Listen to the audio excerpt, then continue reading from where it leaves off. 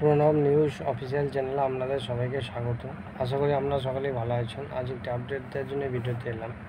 তার আগে বলি, যারা চ্যানেলটি প্রথম দেখছেন আপনারা প্রত্যেকে লাইক, শেয়ার, কমেন্ট ও সাবস্ক্রাইব করবেন।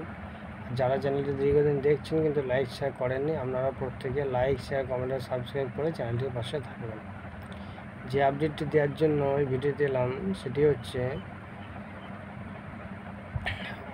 আমরা আগে জেনেছি যে মধ্যশিক্ষা পর্ষদ একটা রিভিউ পিটিশনের জন্য ফাইল করেছিল যে 26,000 চাকরিতে যারা যোগ্য তো তাদের জন্য চাকরিতে রেখে দেওয়া হয়। সেই হিসেবে কোর্ট যেটা বলেছে সেটা হচ্ছে, যারা টিচার শুধুমাত্র তারাই 31শে ডিসেম্বর 2025 পর্যন্ত চাকরিতে বহাল থাকবে।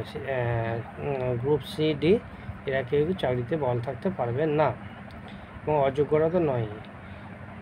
তো এরপর আবার রাজ্য সরকার এসএসসি নতুন করে রিভিউ পিটিশন করেছে যে অর্ডার হয়েছে সেই অর্ডারটা পুনর্বিবেচনার জন্য।